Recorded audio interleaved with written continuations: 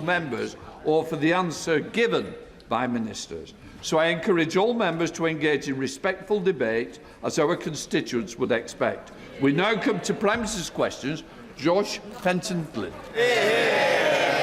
Number one, please, Mr. Speaker. Prime Minister. Thank you, Mr. Speaker. The situation in the Middle East remains serious and volatile.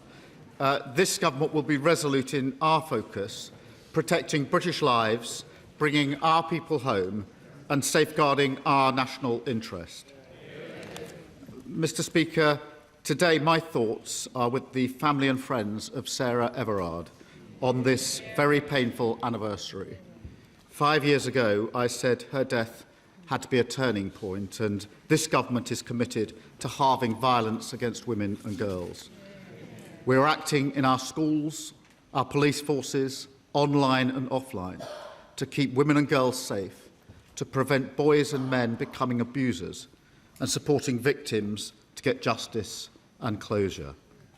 Mr. Speaker, this morning I had meetings with ministerial colleagues and others. In addition to my duties in this House, I shall have further such meetings later today. Thank you, Mr. Speaker. I'd like to echo the Prime Minister's comments on Sarah Everard and the situation in the Middle East.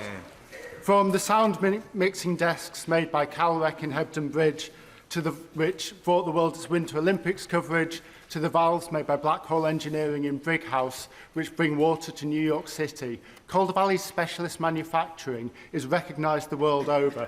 It brings good jobs and sustainable work. But with 1/3 of engineers over 60, the last government left our manufacturing workforce facing an existential crisis. Will the Prime Minister please work with me to make sure that the new Growth and Skills Levy will support good quality manufacturing jobs in Calder Valley and across the country? Well, my honourable friend is right to champion brilliant manufacturers. Our modern industrial strategy is driving up standards, investment, jobs and growth. And our Growth and Skills Levy ensures we have the skills we need, supporting more short courses in critical sectors, including engineering.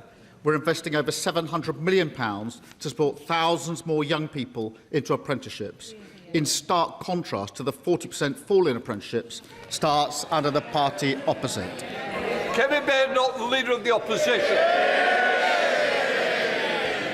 Mr. Speaker, can I pay tribute to our brave servicemen and women in the Middle East during this very difficult period? Our bases in Cyprus and Bahrain have now been attacked. The US has taken offensive action to destroy missile launch sites to defend British territory. Why will the Prime Minister not allow the RAF to do the same? Prime Minister. Mr. Speaker, can I make clear this is obviously an extremely serious situation, and I know the whole country is worried about the potential for escalation. They're worried about the impact on their lives, particularly when they see what's happening with energy. The family and friends of those who are caught in the region will be worried sick about them. And, of course, we've got civilians and military personnel at risk in the region. We need to act, therefore, with clarity, with purpose and with a cool head. The protection of UK nationals is our #1 priority. And we're taking action to reduce the threat, with planes in the sky in the region, intercepting incoming strikes, deploying more capability to Cyprus, and allowing US planes to use UK bases to take out Iran's capability to strike. What I was not prepared to do on Saturday was for the UK to join a war unless I was satisfied there was a lawful basis and a viable, thought-through plan. That remains my position. That wasn't the question I asked him. Nobody wants to see an escalation. The fact is, Mr. Speaker, our bases, in case they don't realise, our bases have already been attacked. Iran is trying to kill our servicemen and women. He is catching arrows rather than stopping the archer. That's what we're talking about. Why is he asking our allies to do what we should be doing ourselves? We are, I would say to Labour MPs, we are in this war whether they like it or not. What is the Prime Minister waiting for? Prime Minister. Mr. Speaker, let me give a little more detail, because for a number of weeks now, we've been pre-deploying our capabilities to the region. In doing so, we've been liaising very closely with the United States, as the House would have expected. Therefore, radar systems were pre-deployed, ground-based air defence was pre-deployed, counter-drone systems were pre-deployed, and F-35 jets were pre-deployed. Mr. Speaker, that is why, since Saturday morning, multiple F-35s and Typhoons have been in operation not just in the Middle East, but across Cyprus. Further missions were flown overnight, Typhoons defending in particular Qatar, and F-35s defending other regional parties. We're resupplying our air defence missiles today. Wildcat helicopters with anti-drone capabilities will be in Cyprus this week, and HMS Dragon will be deployed to the Mediterranean. And of course, in agreement with the US, they're using our bases to conduct the operations to strike Iranian missiles and launchers. Mr. Speaker, that is the action that we are taking. That is the agreement that we've reached with the United States to protect our nationals. Mr. Speaker, the Prime Minister has read out a long list. It is not enough. He says that we are pre-deploying. The one ship which we are sending, HMS Dragon, is still in Portsmouth. The fact is the Type 45s cannot take out incoming missiles. This is not enough. He's read out a long list. The people who understand know it is not enough. He should be doing more. Yesterday, the Chancellor could have given more money to defence. Instead, I don't know why they're laughing. I don't know why that's funny. Yes, not funny. Yesterday, the Chancellor could have given more money to defence. Instead, she gave more money for welfare. Their priorities are all wrong, Mr. Speaker. Their priorities are all wrong. They can chanter as much as they like. The fact of the matter is that the war in Iran is happening now. Order. Mr. Bailey, I don't like that. I don't think it becomes you either. An officer and a gentleman, I expect more. Come to bed, Don. The fact of the matter, Mr. Speaker, is that the war... I can lip read as well. So please, let's learn something. If not, you'll learn the way out. Come to bed. Mr. Speaker, the country is not going to be distracted by Labour MPs moaning. The fact of the matter is that the war in Iran is happening now. But the OBR say the government won't hit 3% on defence for 5 years. The war is happening now. There is no urgency from the Prime Minister. Why is he leaving the job of funding our armed forces to the next government? Prime Minister. I'm not going to take lectures on defence from the party opposite. They came into office, and what did they do? They cut the defence budget. They missed army... Order. Mr. Philp, you've moved from there to there. You're even louder here, so I think twice. Prime Minister. Not only did they cut the defence budget, they missed army recruitment targets every year for 14 years. They left morale in our armed forces at an all-time low, and our forces hollowed out. That's the words of Ben Wallace, the former Defence Secretary. Labour, by contrast, is delivering the biggest boost to defence spending since the Cold War. £270 billion over this Parliament. And we're doing that because we're focused on what matters. And she's right. The war is, of course, happening now. We have to focus on that. Across the country, people are worried about those that are trapped in the region. And, Mr. Speaker, that is why we're taking action. And I can update the House. That yesterday, more than 1,000 British nationals arrived back in the UK on commercial flights from the UAE. A further 8 flights are due to leave the UAE to the UK today. I can confirm, Mr. Speaker, that the first charter flight is expected to leave Oman later today, and 2 more will come in the coming days. the country really does want to know this. I'm sorry.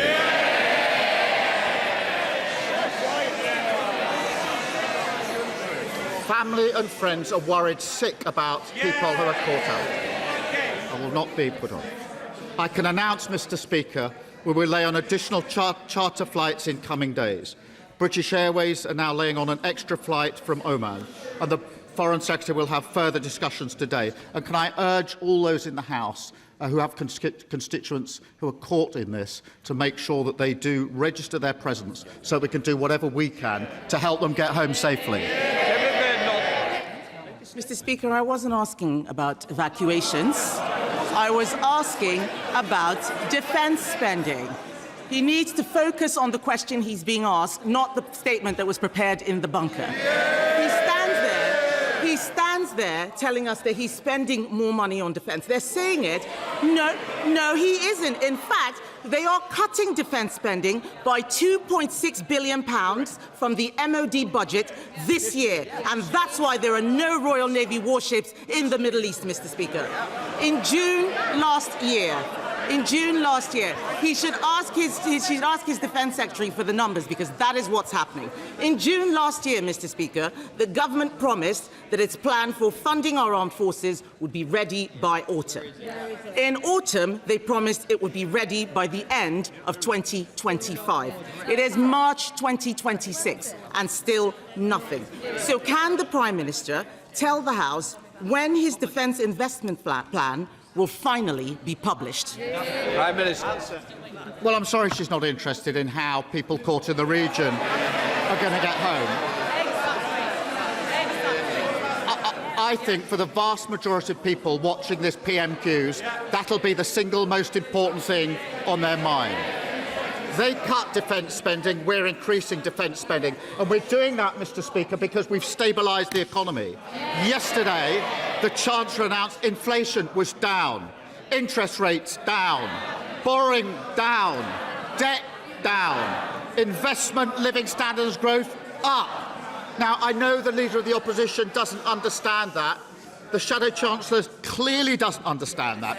Although I do have to thank him that in what's been a very difficult week, he provided some excellent unintended stand-up comedy in his response to the Chancellor yesterday. Mr. Speaker, he doesn't want to talk about the defence investment plan because he doesn't know. He doesn't know what is going on any policy, so he reads statements that are pre-prepared irrespective of the question, and the whole country can see it. The truth is that because they spent money on welfare, there is no defence investment plan. Because there is no defence investment plan, they are not ordering enough missiles. The fact is that this crisis goes beyond defence spending. They can chant as much as they like. They are pathetic, spending money on welfare instead of defence spending. Sorry, Mr. Speaker. Mr. Speaker. They're not just pathetic, they are also weak. This crisis goes beyond defence spending. It is also about the cost of living. This war is interrupting the supply of oil and gas. That is driving up the cost of petrol and making it more expensive to heat our homes. Yet he is stopping drilling in the North Sea while importing the same oil and gas from Norway. Does he think that at a time of geopolitical crisis, it makes sense to kill our oil and gas industry and give up that ready supply of energy? Well, the question of the energy supply right now is a serious question, and we are doing all we can with allies to make sure that that is preserved. And it's vital that we keep trade flowing through the Straits of Hormuz, Mr. Speaker.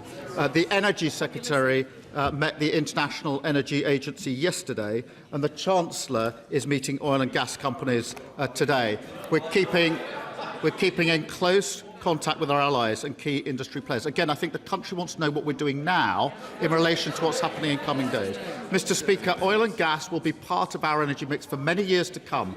But if Ukraine and the last few days have taught us anything, it is that all the time we're on the international market, we are vulnerable to these changes. That is why renewable energy where we have our independence and security would take us off those markets and give us the security that we need.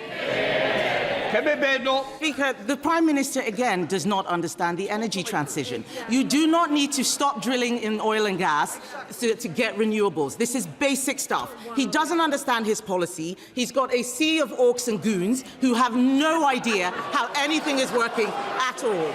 Mr. Speaker, they can complain all they like, Mr. Speaker. The fact is, they are letting down the people out. Order. You can't do a point of order in the middle of Prime Minister's questions. Mr. Speaker. Can I ask my question?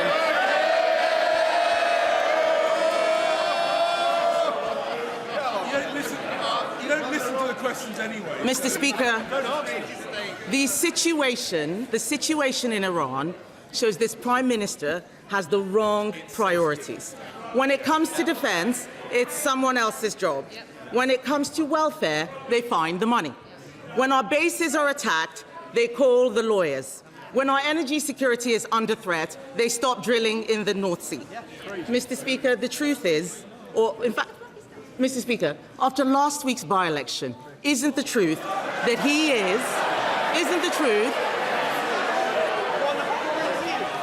that they might not like to hear it, but they are going to hear it, Mr. Speaker, whether they like it or not. Is it not the truth that he is prioritising his job security over our national security? Mr. Speaker, I spent the week protecting British lives and our national interest. And Mr. Speaker, moments like this define a leader of the opposition. They can either step up, act in the national interest and show that they're fit to be Prime Minister, or they can expose their utter irrelevance. She has chosen the second. Thank you, Mr. Speaker. Can I thank the Prime Minister for his leadership and his cool head on the situation in Iran? Prime Minister, the leasehold system is legalised extortion. Last week, I met with dozens of my constituents, their leaseholders and their tenants' residents associations. They're all telling me the same story. Every single month, they're paying hundreds of pounds while their service charges keep skyrocketing. They're trapped between bad managing agents and a system that is broken. Can the Prime Minister tell me what this Labour government is doing to right this wrong once and for all? Prime Minister. Well, I know my honourable friend has been fighting for her constituents and holding management companies to account. Our reform bill will end the broken, outdated leasehold system and make the dream of home ownership real. Mr. Speaker, we're capping ground rents, delivering transparency on service charges and scrapping the presumption that leaseholders pay landlords legal costs.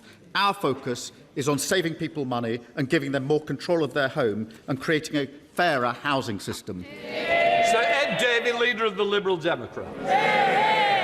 Thank you, Mr. Speaker. Can I associate myself with the Prime Minister's remarks on Sarah Everard and the need to do far more to tackle violence against women and girls? And can I also associate myself with the Prime Minister's remarks on Iran? As we rightly debate how to make tax exiles pay their fair share, it is absolutely right that the government does everything it can to get all British citizens to safety. Mr. Speaker, experts are warning that families could see their energy bills rise by £500 a year as a result of Trump's illegal war.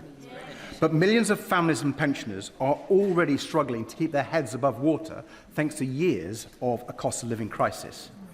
When Putin invaded Ukraine, he and I campaigned for months to get the Conservatives to act on energy bills. This time, will the Prime Minister save families that anxiety and give a cast iron guarantee today that he will not let energy bills rise by £500 this year? Prime Minister. Can I thank him for raising this, because I know this will be a concern to the public who are watching what's going on and very concerned about the impact it will have on their lives. It is important that I emphasise the actions we've been taken urgently this week with our allies, with the energy agencies across the world, and the work we're doing to make sure there's safe passage for energy across the world. We will continue to do that. I was glad that we were able to bring energy price, bills down by £150 announced just the other day. We will keep a very close eye on this. I do know how important it is for the British public. Sir Ed Davey. Well, I thank the Prime Minister for his reply, but I hope he will act if energy bills do go up by £500. Mr. Speaker, Donald Trump's war on Iran has not only brought more chaos across the Middle East, it's increased the threat to our national security here at home. Iran's Revolutionary Guard has previously plotted several failed terrorist attacks in the UK, targeting Iranian journalists, British Jews and members of this House. Now they are more desperate and dangerous than ever. We've called for the IRGC to be prescribed as terrorists for years. The last government failed to do it, and so has his.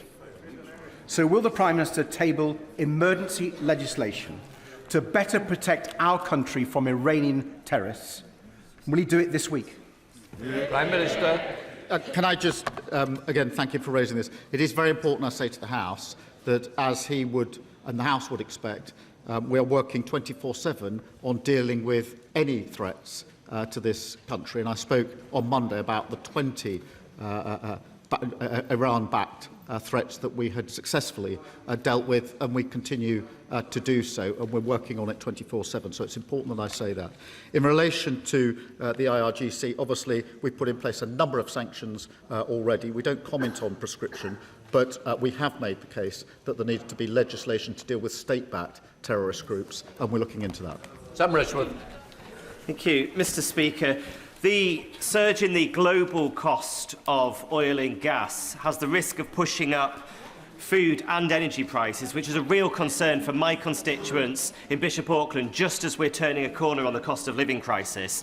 Doesn't this show the importance of ignoring the parties opposite and investing in secure, renewable energy that we control, and backing our farmers to produce the food for our nation, such as those that I'm hosting here today from County Durham, Mr. Speaker? And will the Prime Minister ensure that both energy and food security are a core mission of this Labour government? Prime Minister. Well, his energy security is critical to food security, and the sprint to clean energy is the only way to get off the volatile international fossil fuel markets, cut bills and deliver energy security. And Mr. Speaker, since we came into office, over £90 billion of investment into clean energy industry has come in, powering millions of homes. Tories and Reform would throw all that away and cling to the failed policy that put everyone's bills up throughout their reign. Gavin Robinson. Mr. Speaker, can I associate myself and my colleagues with the Prime Minister and his remarks around Sarah Everard and Iran? Mr. Speaker, my colleagues and I support our armed forces, but we lament how diminished the UK appears over the last week amongst our allies and within the Middle East. The Prime Minister is not responsible for our armed forces being able to squeeze into Wembley Park and to Ibrox, but he is responsible for our posture. He is responsible for ignoring the request to deploy a Type 45 destroyer 2 weeks ago into the region. And we now learn that HMS Dragon will not leave, hasn't left, and won't be in to defend Cyprus for over a week. Will the Prime Minister understand that I welcome the commitment for increased defence spending, but if we're only planning to get to 2.5% by 2027, it's not enough. It needs to be reconsidered. He needs to go faster where others before him did not. And he needs to take these steps not just for protection of our values across the world, but also for the protection of our consumers who are impacted by this conflict today. Prime Minister. Well, he'd have heard me set out what we did by way of pre-deployment, working in conjunction with and liaising with the US so that he understands the context in which those pre-deployments were put in place, and I think they speak for themselves as to why they were put in place in the places that they were. In relation to defence spend, obviously we're increasing it to 2.6% of GDP. That's £270 billion over the Parliament. But as I said in the speech I gave in Munich just a couple of weeks ago, we're going to have to spend more and faster after the years of underinvestment and troop cuts. They were the ones that hollowed this out. They were the ones that reduced the size of the army. They were the ones that didn't spend what was necessary on defence. Like everything else they left in such a mess, we're clearing it up. Through our strategic defence review, we'll make Britain safer. Jonathan Davis. Thank you very much, Mr. Speaker. Like the Prime Minister, I had the transformative benefit of a music education as a young person, although he had his some while before I had mine.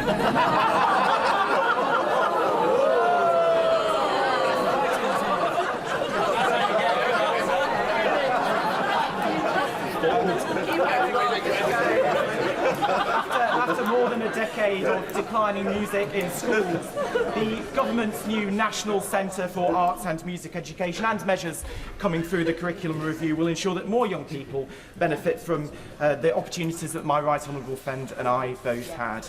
So can he tell us, how will the new National Centre make a difference for our young people? And what is the government doing to address funding shortfalls currently facing England's music education hubs, including mine in Derbyshire? He loves the backbenches, Prime Minister. Mr. Speaker, my life was changed by the opportunity to study music, yes, very many years ago. I believe that every child deserves that opportunity. The party opposite cut those opportunities. That particularly excluded poorer children. And now they call creative arts courses a dead end. I totally disagree. They're the lifeblood of the creative industries that showcase Britain around the world. And the new National Centre will launch this year, and Labour is investing in music hubs so every child has the same opportunities to enjoy music, to learn music, and to learn the skills that music brings them for life. Gagan Mahendra. Thank you, Mr. Speaker. In my constituency, the Lib Dem-run Three Rills District Councils failed for years to submit an adequate local plan. They now have a ministerial direction, and prime Greenbelt land faces a serious threat from this government's harmful planning policies. How does the Prime Minister expect me to explain to my constituents that while I consistently defend our Greenbelt, the Lib Dems' incompetence has made it vulnerable to its destruction by this Labour government? Prime Minister. Mr. Speaker, this Labour government is changing the planning regulations so that we can get on and build the homes that we need across our country. Their failure was the failure to do so, but I must applaud him because at least he's had the decency to accept some of the failures of the last government. On Send, he said, my government didn't do enough on this. It's awful. And he said his party should hang their heads in shame. He's absolutely right about that. Dr. Rosanna Arling-Khan. Thank you very much, Mr. Speaker. The suitability and financing of temporary accommodation needs addressing urgently. Children arriving on my shifts in A&E with breathing problems due to mouldy rooms in their temporary accommodation has become a grim reality. And since 2019, 74 homeless children have died due to the conditions of their temporary accommodation. And meanwhile, councils are facing a £4 billion black hole funding hole, huge hole, if the government subsidy remains frozen. Every death is a tragedy, and I'm sure the Prime Minister will agree with me that an urgent review needs to happen to investigate the financial shortfall and help guarantee safe homes for every child in this country that is in temporary accommodation. Well, I thank her for her question. We inherited an appalling situation with a record number of households in temporary accommodation. Every child deserves a safe and secure home. Mr. Speaker, we're investing £950 million in the Local Authority Housing Fund to increase supply of quality accommodation. We're banning Section 21 no-fault evictions, introducing a new, stronger, decent home standard, and investing £39 billion to deliver the homes that families need. Forster. Thank you, Mr. Speaker. Last month I visited my old school, Woking High. I saw classrooms built in the 1960s that were meant to last 20 years, but are still in use and being held together by gaffer tape. I visited my old music classroom. I nearly fell through the floor and I saw a hole in the roof. I can still remember the stench of mould. That classroom was condemned last year. Please will the Prime Minister agree to come to Woking High with me to see how bad it really is and ensure that my old school urgently gets the financial support it needs to ensure that in the 21st century my young constituents can be educated in a school they deserve? Yeah. Can I thank him for raising this case, which will be a real concern for his constituents, and I'm sure the party opposite will have heard the reality of what they did over 14 years of destroying everything in this country. We are fixing that, and I'll make sure that he gets a meeting with the Relevant Minister to discuss further. Let's Stewart. Mr Speaker, after decades of failing policies under both Conservative and SNP governments, I welcome this Labour government's major drive to get young people earning and learning. In my constituency of Ayr, Carrick and Cumnock, by working with Ayrshire College and the Pride and Place Board, we have finally a chance to break this cycle and bring real youth-focused regeneration to our high streets through the DWP Youth Initiative. Will he meet with me to discuss this important issue, and will he support making Ayrshire a priority for a DWP youth hub? Mr Speaker, the party opposite left 1 in 8 young people not earning or learning. We're not, and we'll tackle it. More apprenticeships, more career sport, a jobs guarantee to provide paid employment, a youth guarantee to provide more young people into earning or learning, and over 360 youth hubs to help young people access opportunities. My honourable friend makes a strong case, which my honourable friend, the Work and Pension Secretary, I know has heard, and I hope will be good news for her later this year. Bacon. Mr Speaker, the United States of America is our most important international strategic ally. Does the Prime Minister believe that his dithering and equivocal response to events in the Middle East this week has made that relationship stronger or weaker? Minister. Mr Speaker, the American planes are operating out of British bases. That is the special relationship in action. British jets are shooting down drones and missiles to protect American lives in the Middle East on our joint bases. That is the special relationship in action. Sharing intelligence every day to keep our people safe. That is the special relationship in action. Hanging on to President Trump's latest words is not the special relationship in action. Thank you, Mr Speaker. In 2018, this House legislated to allow the prescription of medicinal cannabis for children with drug-resistant epilepsy, a campaign spearheaded by my good late friend Hannah Deacon for her son Alfie. Yet many families are still paying around £1,300 a month due to conflicting guidance from multiple agencies. Does the Prime Minister recognise that this isn't the will of the House, and will he agree to work with me and the Secretary of State for Health to secure a modest £2 million required for an observational study to relieve these families of this unacceptable burden? Minister. Hannah Deacon's campaign for her son Alfie was remarkable, and I know how much she's missed, and I thank my honourable friend for continuing to campaign. We are investing £8 million in clinical trials on cannabis-based medicines for conditions like drug-resistant epilepsy, and I want to see patients accessing safe, effective medicines and new treatments as quickly as possible. Thank